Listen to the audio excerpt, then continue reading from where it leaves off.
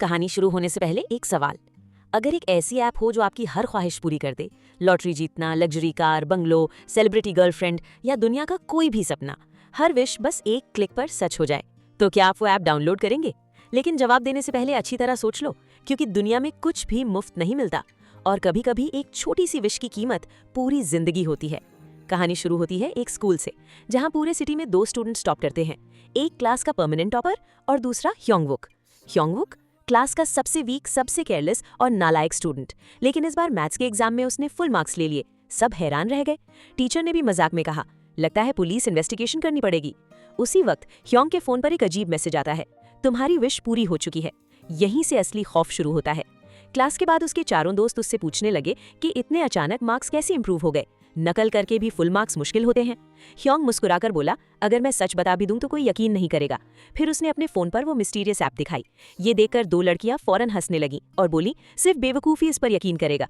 एक लड़के ने ऐप स्टोर में सर्च भी किया, लेकिन वहां ऐसी कोई ऐप मौजूद ही नहीं थी।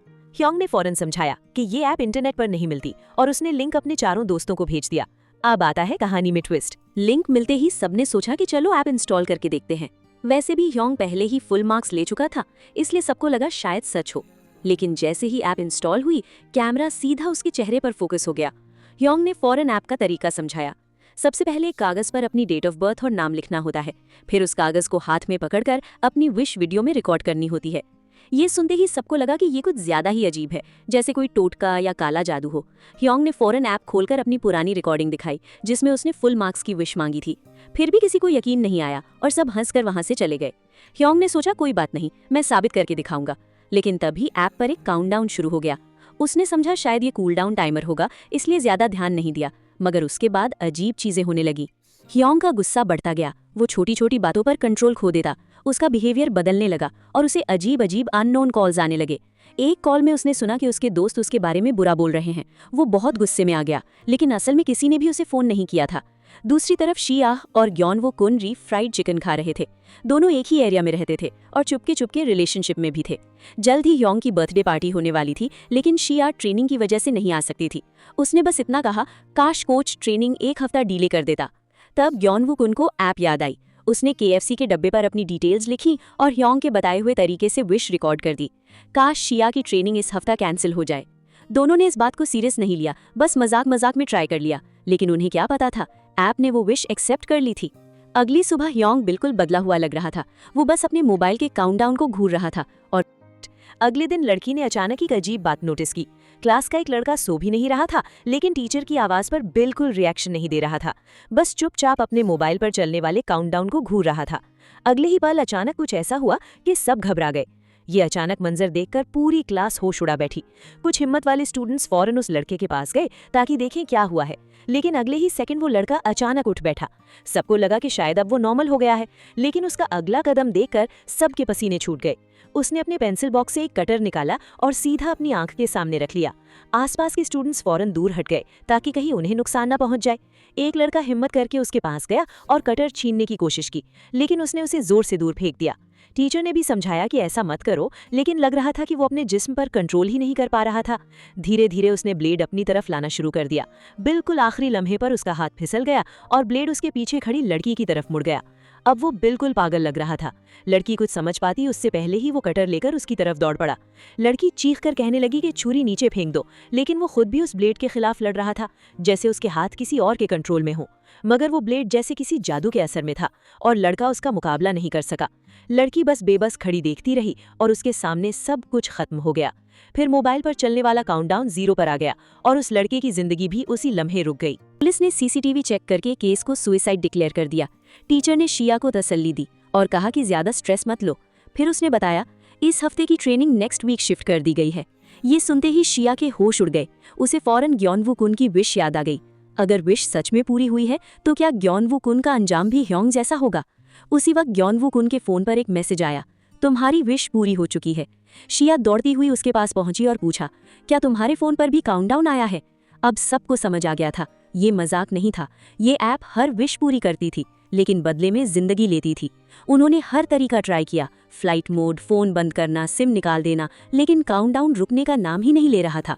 अब डर सच बन चुका था। रात को अचानक ग्योनवो कुन को शिया का फोन आया। वो घबराकर तुरंत उसके घर की तरफ दौड़ा। दोनों एक ही बिल्डिंग में रहते थे, इसलिए वो सीधा उसके फ्लैट के बाहर पहुंच गया। वो बस उसकी आवाज़ सुनना चाहता था, लेकिन तभी फ़ोन अचानक कट हो गया। तब ग्योनवू कुन समझ गया, फ़ोन पर जो आवाज़ थी वो शिया की नहीं थी, बिल्कुल वैसे ही जैसे योंग को मौत से पहले फेक कॉल्स आए थे। अब काउंटडाउन और भी करीब आ चुका था। शिया ने फौरन बाकी 2 दोस्तों को भी बुला लिया ताकि सब मिलकर कोई हल निकाल सकें। सबको लगा था कि ये मिस्टीरियस ऐप शायद बहुत एडवांस्ड होगी, लेकिन जब गियोन ने उसे चेक किया तो पता चला कि वो बिल्कुल एक नॉर्मल ऐप की तरह ही थी। कंजून ने कंप्यूटर पर बैठकर उस ऐप का सारा कोड डिलीट कर दिया। सबने सोचा कि बस अब काउंटडाउन खत्म होते ही सब ठीक हो जाएगा, लेकिन जैसे ही फोन दोबारा रीस्टार्ट हुआ, गियोन के जिस्म में अजीब तब्दीली शुरू हो गई। उसका पूरा बदन कांपने लगा। अचानक उसने अपने एक आई को जोर से पकड़ लिया और इतनी ताकत से दबाया रखा कि आई गर्म होते होते लाल हो गया। फिर उसने दूर की तरफ उंगली उठाई और बार बार कहने लगा, मत आओ मत आओ। सब डर गए। फिर अचानक उसने वही उंगली अपनी तरफ मोड़ दी, जैसे वो रूह को ही देख रहा हो। सब लोग समझ ही नहीं पा रहे थे कि हो क्या रहा है। अगले ही पल उसका जिस्म जोर जोर से कांपने लगा। कंजून ने फौरन उसे रोकने गया, लेकिन पूरी ताकत लगाने के बाद भी वो उसे कंट्रोल नहीं कर सका। मजबूरन एम्बुलेंस बुलानी पड़ी। बाकी सब दीवार के साथ लगकर खौफ से खड़े रहे। तभी फोन फिर से ऑन हुआ और काउंटडाउन दोबारा शुरू हो गया। इस बार गियोन अचानक जोर जोर से हंसने लगा। फिर उसने एक ही झटके में कंजून को हवा में उठा लिया। सबको लगा अब वो उसे मार देगा। बिल्कुल उसी वक्त शिया ने फौरन लैपटॉप उठाया और उसके सिर पर जोर से मार दिया।